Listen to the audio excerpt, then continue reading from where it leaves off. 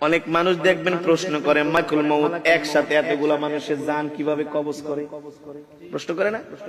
এখানে 10 জন, ওইখানে 10 জন, আমেরিকা 50 জন, বাংলাদেশে 100 জন, এক এট এ টাইম মানুষ মারা যায়।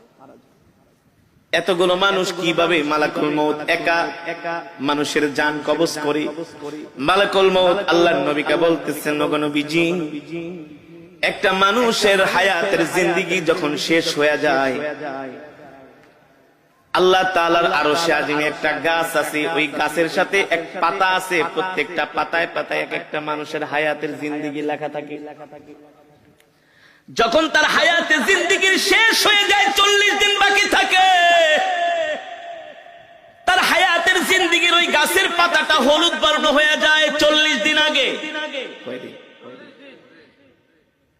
ওই বান্দাকে যে ফেরেশতার মাধ্যমে রিজিক দেওয়া হয়, ওই রিজিকওয়ালা ফেরেশতা 40 দিন আগে আয়েশা বইলা যায়, আল্লাহ তোমাকে 40 বছরের 50 বছরের জিন্দেগি দিয়া দুনিয়াতে পাঠাইছে, তোমার জন্য আল্লাহ যতটুকু রিজিক নির্ধারণ করছে, তোমার রিজিক খাওয়া শেষ, আর মাত্র 40 দিনের রিজিক বাকি আছে। কয়দিন? আবার যখন এইভাবে করে 1 দিন 2 দিন 3 দিন যেতে থাকে,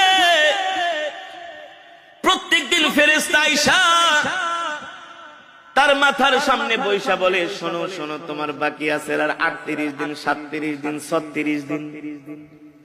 দেখেন আমার সাথে আপনাদের কথাগুলো মিলে কিনা। যখন একটা মানুষ ইন্তেকাল করবে, তার 40 দিন আগেই দেখবেন তার কথাবার্তা সবকিছু একটা পরিবর্তন চলে আসে, খাওয়া দাওয়ায় পরিবর্তন চলে আসে, খেতে পারে না। যে মানুষ আধা কেজি চাউলের ভাত খায়, 1 কেজি চাউলের ভাত খায়, আধা কেজি গরুর গোশত, 1 কেজি গরুর গোশত খেয়ে ফেলে, ওই মানুষ দেখবেন 1 মুঠা ভাতও খেতে পারে না। তার সামনে খাবার দিলে আর খাবার ভালো লাগে না। যে মানুষ 1-2 গ্লাস দুধ খেয়ে ফেলতো, সেই মানুষকে চামিচ দিয়ে দুধ খাওয়ানো হয়। যে মানুষ 1-2 হালি কমলা খেয়ে ফেলতো, তাকে একটা কমলার খোসা মুখে নিয়ে একটু রস খাওয়ানো হয়। কারণ কি রে ভাই? কারণ কি? আল্লাহ নবী বলেন, আল্লাহ তাআলা তার জন্য যতটুকু রিজিক নির্ধারণ করেছিলেন, তার রিজিক শেষ, বাজেটে আর তার রিজিক নাই। আর মালাকুল মউত আয়েশা বলে, শোন, তোর বাকি আছে আর মাত্র 3 দিন। 40 দিনের থেকে কয়দিন? দেখবেন একটা মানুষ মৃত্যুর 3 দিন আগে তার কথাবার্তা আরো চেঞ্জ হয়ে যায়। আত্মীয় স্বজনকে দেখলেই তাকায় থাকে, এক পলকে তাকায় থাকে, দোকানের দিকে যে তাকায় থাকে, বাড়ির দিকে যায় তাকায় থাকে, সম্পদের দিকে যায় তাকায় থাকে। কারণ আস্তে আস্তে পৃথিবী তাকে ছেড়ে দিতেছে। আল্লাহ আল্লাহ, মালাকুল মউত আয়েশা বলে, তুই এখনো কি তওবা করস নাই? তোর মাত্র আর 3 দিন বাকি আছে। এই 3 দিনের বেশি আর দুনিয়াতে থাকতে পারবি না। তুই তোর গুনার জন্য আল্লাহর কাছে ক্ষমা চা। তখনই দেখবেন ওই মৃত ব্যক্তি যে ইন্তেকাল করবে, 3 দিন আগে তার সন্তানদেরকে ডাকে, কথার মধ্যে একটা পরিবর্তন, আবেগী কথাবার্তা বলে, বাবা রে, আমি যদি চলে যাই, তোর মাকে দেখা রাখিস, তোর ছোট বোনটারে দেখা রাখিস। আমি যদি মারা যাই, আমার ছোট ছেলেটারে তোরা কষ্ট দিস না। বলে কি বলে না?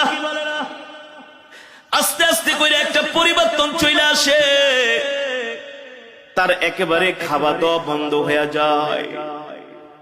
শরীরের নার্ভ গুলো, শরীরের পার্টস গুলো আর আগের মতো কাজ করে না। কারণ সে মৃত্যুর জন্য তৈয়ার হচ্ছে। যখন তার হায়াতের জিন্দেগির পাতাটা একেবারে হলুদ বর্ণ হয়ে যায়, আর মালাকুল মউত আয়েশা তার সামনে হাজির হয়ে যায়। যদি নেককার হয়, স্ত্রীকে বলে, আমাকে কালেমা শরীফের তালকিন দাও। যে নেককার হবে, মুমিন হবে, আল্লাহর নবী বলেন নেককার মুমিন মৃত্যুর আগে সে জানতে পারে। এই কারণে সন্তানদেরকে বলে ওই জায়গায় আমাকে কবর দিবা, ওই জায়গাটার মধ্যে আমার জন্য কবর খুঁজা রাখবা। আর শোনো শোনো, আমার মৃত্যুর পরে বেশি দেরি করবা না, তাড়াতাড়ি আমাকে কবরে ঢুকাই দিবা। আমার মৃত্যুর পরে আমার জন্য কান্না করবা না, কান্না করবা না। যদি আমি সন্ধ্যায় মারা যাই, এশারের আগে আমাকে কবর দিয়া দিবা। এভাবে নসিহত করে, নসিহত ওসিয়ত করে। কারণ কি? কারণ কি? আল্লাহ নবী সরকারে দো আলম বলেন নেককার ব্যক্তির মৃত্যুর আগে সে সব জানতে পারে, সব দেখতে পায়। এ কারণে একজন জান্নাতি মানুষ সব সময় মৃত্যুর জন্য তৈয়ার থাকে, প্রস্তুত থাকে। ঠিক কিনা বলেন? কেমন তৈয়ার, কেমন প্রস্তুত? তার নখগুলো কাইটা রাখে, তার চুলগুলো কাইটা রাখে, তার লোমগুলো কাইটা রাখে, ওযু অবস্থায় থাকে। যে কোনো সময় মালাকুল মউত তাকে পাকড়াও করতে পারে। ঠিক কিনা বলেন? আল্লাহর নবী সরকার দো আলমের ইন্তেকালের আগে আল্লাহর নবী আম্মা জান আয়েশাকে বলে, আয়েশা রে আমার মিসওয়াকটা দাও। আম্মা জান আয়েশা বলে, আমি আল্লাহর নবীর হাতে মিসওয়াক দিলাম। আল্লাহর নবী সুন্দর করে মিসওয়াক করতেছেন। মিসওয়াক করার পরে উত্তম রূপে আল্লাহর নবী ওযু করলেন। আমি জিজ্ঞেস করলাম, ও প্রাণের স্বামী আল্লাহর নবী, আপনি এত সুন্দর করে মিসওয়াক করতেছেন, ওযু করতেছেন, কারণ কি? আল্লাহর নবী বলে, এ আয়েশা, একটু পরে আমার জান কবজ করার জন্য মালাকুল মউত আমার বাড়িতে হাজির হবে।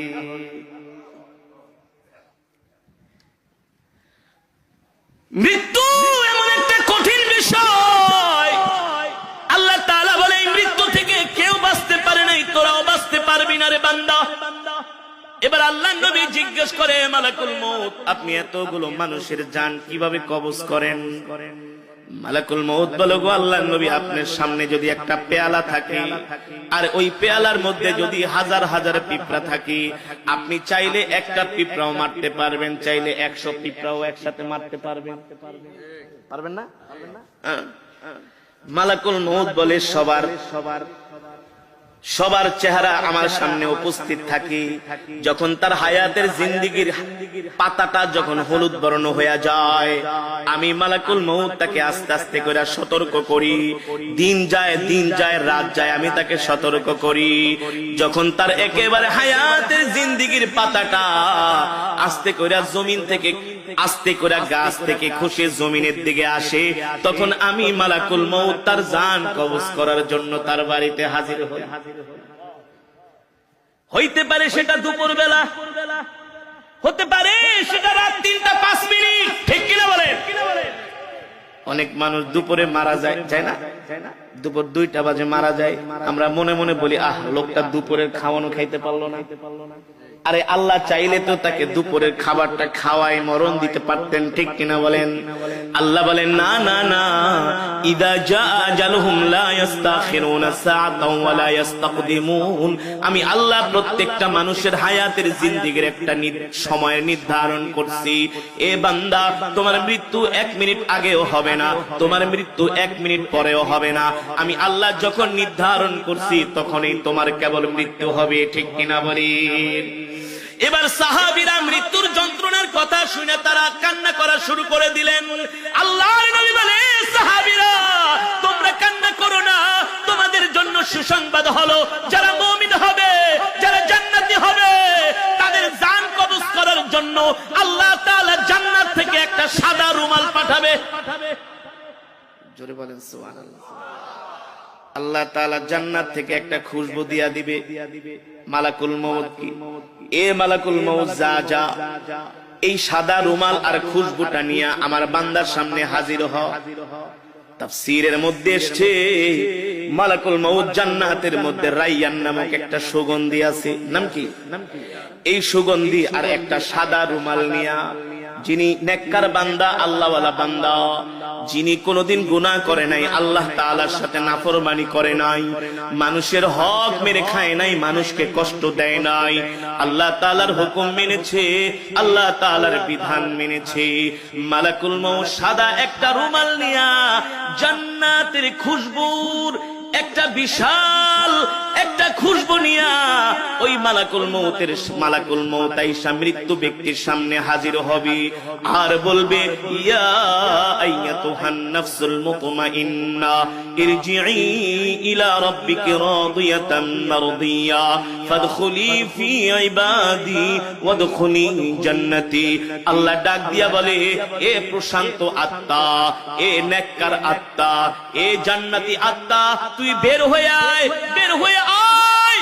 আল্লাহর নবী বলেন, ওই সময় একজন নেককার বান্দার সামনে আল্লাহ তাআলা জান্নাতের দরজাটা খুলে দেন। সুবহানাল্লাহ। ছোট বাচ্চাদেরকে ইনজেকশন দেওয়ার সময় কান্না করে, ওদের সামনে একটা খেলনা ধরেন, কি কার্টুন দেখান, ওদেরকে হাসি দিয়া ওদেরকে মন ভালো করার চেষ্টা করেন, বলেন যে একটু পরেই তোমাকে একটা আইসক্রিম কিনা দিব, একটা চকলেট কিনা দিব, এই যে দেখো তোমার জন্য কত সুন্দর একটা খেলনা কিনছি। এই কথা বলার সাথে সাথে তার শরীরে ইনজেকশনটা ঢুকাই দিবেন, দেখবে সে তত ব্যথাও পাবে না, চিৎকারও করবে না। যারা নেককার বান্দা হবে, আল্লাহ তাআলা সাদা রুমালের মধ্যে মালাকুল মউতকে বলবে, জান্নাতের খুশবু লাগায় দাও, আর খুশবু লাগায় দিয়ে আমার বান্দার নাকের সামনে এই রুমালটা ধরো, আর জান্নাতের দরজাটা খুলে দাও। এবার নেককার বান্দা দেখবে আল্লাহ তাআলা তার জন্য এত সুন্দর জান্নাত বানাইছি, যেই জান্নাতের মধ্যে হুর গিলমান তার জন্য অপেক্ষা করতেছে। 10 দুনিয়ার সমান একটা জান্নাত, জান্নাতের বাগ বাগিচা, কার্পেট, গাছপালা, জান্নাতের নিয়ামত, আসবাবপত্রগুলো দেখাসি হাসতে থাকবে। সুবহানাল্লাহ। কারণ রূহ যাইতে দেরি, জান্নাতে যাইতে দেরি নাই। তো এই মৃত্যুর সময় কেউ কি কান্না করে নাকি? কেউ কি হতাশ হয় না?